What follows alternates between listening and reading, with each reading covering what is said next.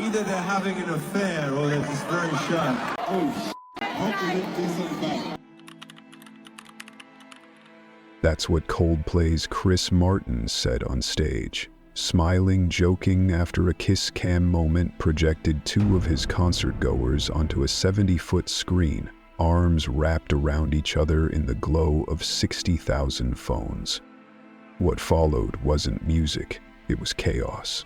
Within hours, internet sleuths identified the woman as Kristen Cabot, a high-ranking executive and the wife of Andrew Cabot, heir to one of Boston's oldest and wealthiest families.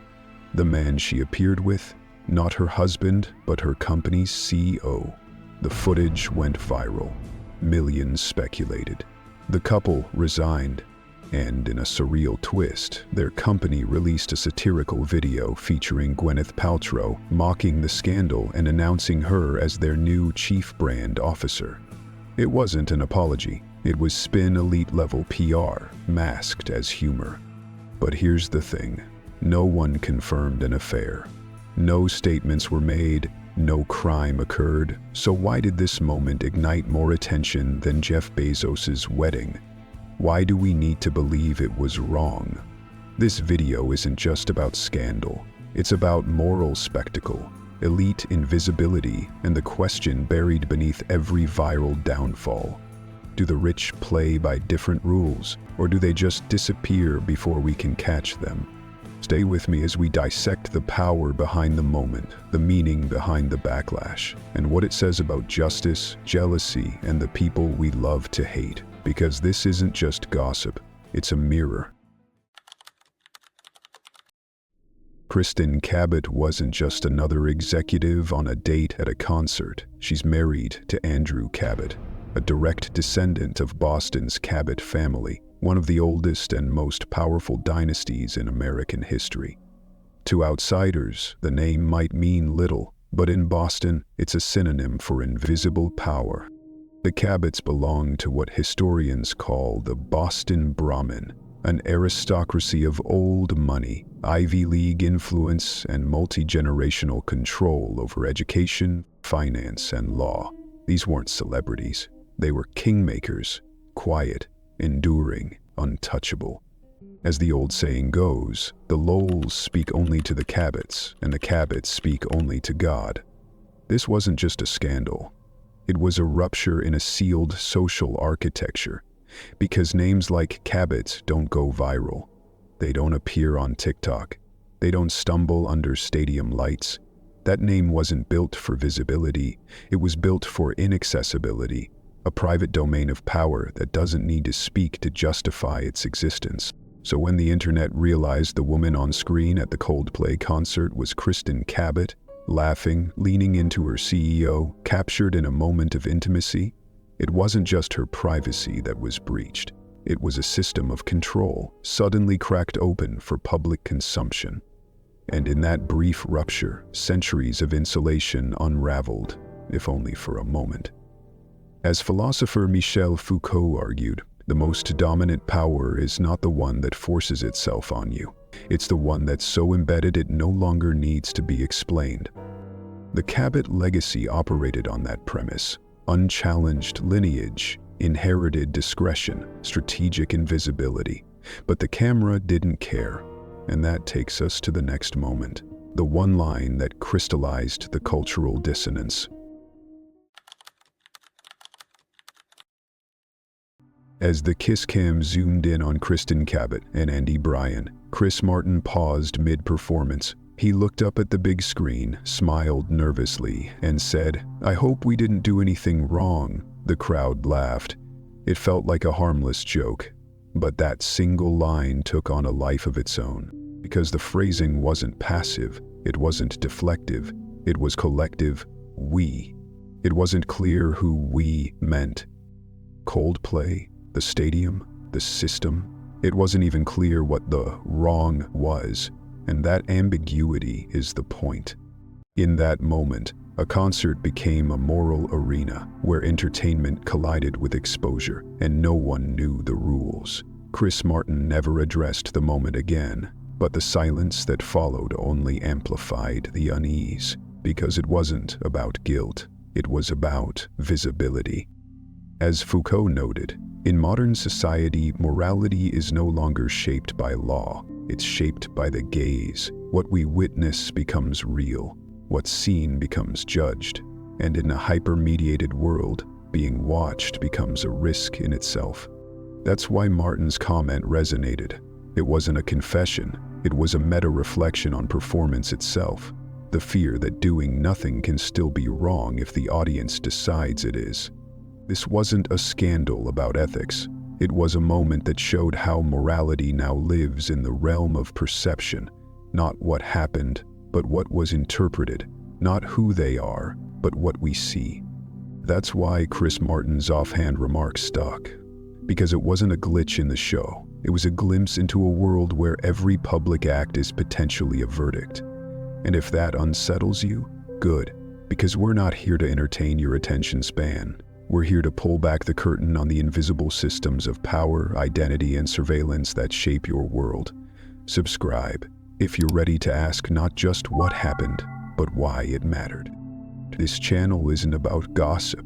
It's about truth in the age of spectacle. You probably didn't hear much about Jeff Bezos' $20 million wedding in Venice. It had everything. Celebrities, yachts, drone footage, luxury so excessive it bordered on myth. And yet, while Bezos was marrying a former news anchor under European moonlight, the internet was obsessed with something else entirely. A blurry kiss cam clip from a Coldplay concert. No red carpet, no designer gowns, just two mid-level tech executives, Kristen Cabot and Andy Bryan, leaning in close, caught in an awkward moment neither of them expected to go global. But it did. Within days, the clip had racked up 50 million views across TikTok, Instagram, Reddit, and X. Meanwhile, Bezos' ultra-orchestrated wedding, $20 million worth of polish, barely made a ripple. Why? Because virality doesn't reward perfection, it rewards vulnerability, or at least the illusion of it. Bezos' wedding was too flawless, too distant. It was a show of status, not a story you could enter. The kiss cam, on the other hand, gave you something Bezos couldn't, a moment of human rupture inside a machine of power. It wasn't clean, it wasn't clear, but it was real, at least real enough to care about.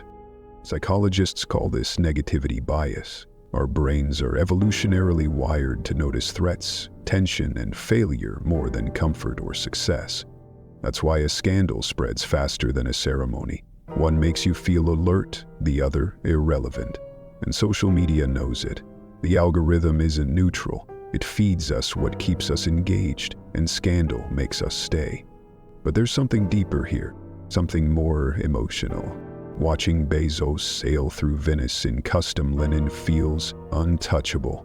But watching the Cabot name get dragged into public mess, that feels like access, like equity, even if just for a second.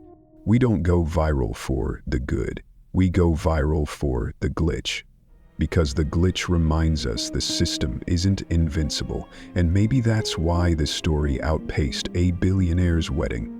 Not because it was more beautiful, but because it was more breakable. In a world where power rarely answers for itself, the fall of the elite, however minor, feels like a recalibration, a tiny momentary justice we can hold in our hands. So, if you've ever wondered, why do I care about this stuff? That's exactly the kind of question we ask here. Subscribe if you want to understand not just what goes viral, but why we need it to. Because what we share reveals more about our world than what we ignore.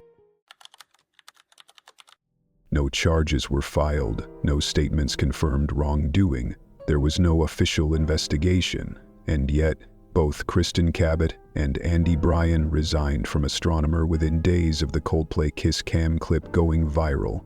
What exactly were they punished for? In any formal sense, nothing. But in the public sense, everything.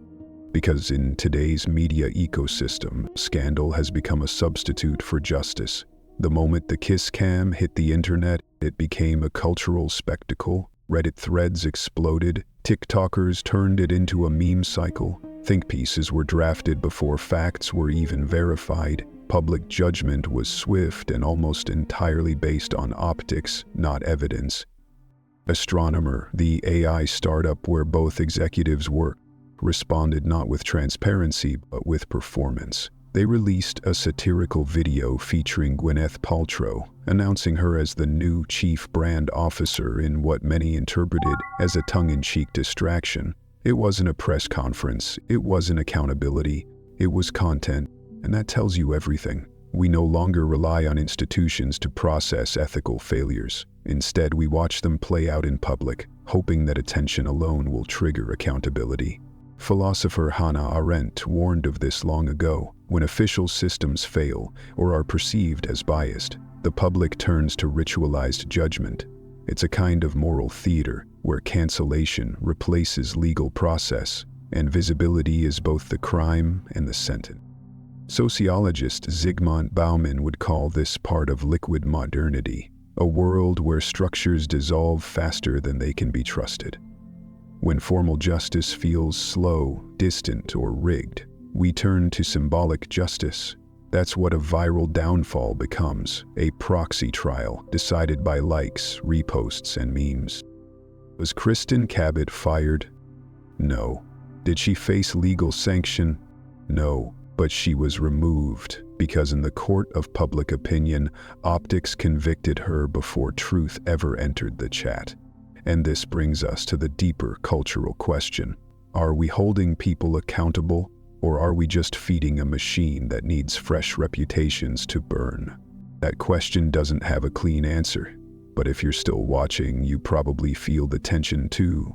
We don't trust the system, so we create our own on our phones, through outrage, through exposure.